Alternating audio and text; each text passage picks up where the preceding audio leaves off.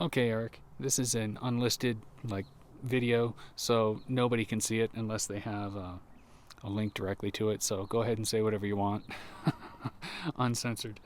I'm going to give you an overview, the lay of the land of the electrical system, and I'm just going to kind of try to start with an overview, the bottom line up front, and then I'll go into more detail. So let's just really quickly start under the kicker panel on the passenger side, and you can see that Joe Rosavi left us a nice power takeoff for the RV, camper, and battery storage solar system. Okay, so that's the power. That's where the power is going to come from, and it's just going to have to make. It doesn't have to make it a long way. It just has to come back here to the Redarc controller system. And while I'm back here, I'm just going to show you that Eric Lippincott at Camtech pre-wired a bunch of stuff for us. He pulled a bunch of wire while he was building the vehicle, and then he bunched it all up right here. You can see it's coming out here, and it's all bunched up here. And just kind of really quickly, I'll just explain that I'm fairly certain this is the solar power. There are there's this positive and negative. It's a slightly heavier gauge. There's a lighter gauge, positive and negative, which I believe leads to the overhead console. This is the hookup for the Redarc controller system. So I'll try to kind of follow all of that back to its origin. But as you can see, we have this nice little slot that passes through into the battery box. So there's all of our hookups. So it's really accessible, and of course there's that slot for going into the to where the Manager 30 system would be. Okay, there are a lot of pass-throughs. So I'm just going to back up really quick, and in case you're interested, but you could fast forward past this, just kind of show you where that power comes from. Alright, so let's just go under the hood. And the whole idea behind it, at least my understanding of it, is we have a main starting battery, then we have an auxiliary battery, and the auxiliary battery and that RV power takeoff, which serves the solar and storage, is all isolated behind this isolator. Okay, so we can send power to charge the auxiliary battery and back to the RV camper system, but we won't pull from it when we go to start. And then, of course, you have the downstream of the isolator, you have the that 50 amp breaker. Okay, so that's the basic, that's the basic idea behind it. And I'll just give you a close-up look at the main starting battery. You have the main starting battery. This goes to the starter. This one goes down to the alternator. This is the one that goes over to the battery isolator and connects the backup system that you see over there. There's the fuses really quick, and this is the wire that comes around. It goes under here, and then ultimately ends up, connecting to the isolator. All right, so that's where all of that comes from. All right, so let's just go ahead and try to trace some of these back. I'm going to start up here in the overhead console. You can see we have a connector for the Redarc system, so we can put the controller in there. And in the back, you see a red and black power wire. I think there's just there's just one set. So that's power probably for lighting or whatever we want to do with it. And I'm just gonna really quick, that same gauge of wire appears down here. Okay, so I'm pretty sure that's what that is. Let's go ahead, and of course we have a positive and negative here that are kind of just sort of stopped off right there, and then we have another slightly heavier gauge, positive and negative, red and black.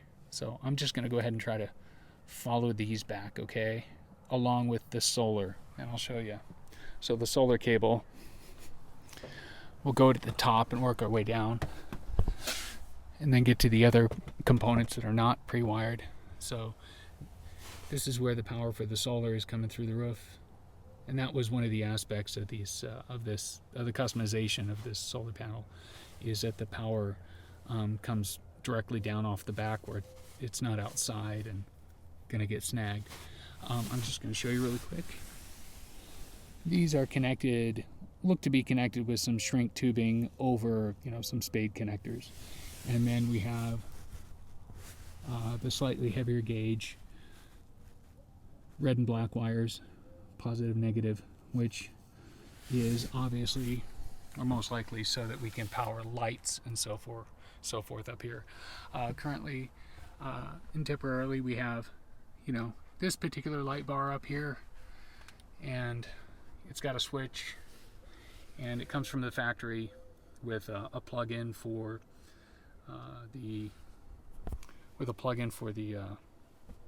cigarette lighter, but it's just disconnected right here. So that's an option for us. Another little detail I wanted to show you is that in that mess of wires, there's a water depth gauge for the Red Arc system. So that'll be something that we may or may not use. Okay, but it's there. That's, if you see that gray wire, that's what it is. So let me show you how the other things we have is the refrigerator, a couple of water pumps, and the onboard air. So let me show you the onboard air. And again, I'll send you all the specs on all this stuff. Okay, this is just to give you the lay of the land. So here's the onboard air. We'll have to hook that up. Unfortunately, we don't have far to go, right? There's a bunch of pass-throughs and stuff and plenty of routes to take. He drilled a bunch of holes for us. Okay, and let me just jump out here really quick. And we're going to have a pump to service the sink. And the pump that actually services the sink, it'll be hooked into the battery management system. It'll be turned on and off by this controller, right? So we just got to wire everything into that controller. Here's the pump, and I'll get you the specs. The good news is I have an extra one of these pumps that's not installed, so we can just take it out, look at it, read the specs. I'll get that to you. Okay. And come around to this side. We also have a pump, and the specs are visible on this one. We have a pump. This is an onboarding pump so that we can pull water from an external source into the vehicle, right? And so we just need to power that thing up. Actually, that's kind of optional. We may not power it. I don't know. Let's go over to the refrigerator. You can see the refrigerator has a factory harness, which we'll just, we'll plug that in, of course, to the Manager 30 system. And you can see that we have pass-through holes right there already for whatever route we end up taking. And let me jump around and get inside and show you the storage battery compartment. And hopefully we can wire this up to stay nice and charged with solar. And when the solar doesn't work, the alternator will take care of it, right, through that management system. So here's the two batteries, and you can see right here we have a bunch of holes pre-drilled so that we can pull any kind of wire we want through there. And plus there's that slot. And then over, in that other corner, you kind of, maybe you can see it right there in the center of the picture. That's the pass through to go to the other side. So I think that kind of gives us the lay of the land. And I do have a light here on the back, and that does have the cigarette lighter plug, and that's just a temporary light, and that's terminating. I've actually been using that, right?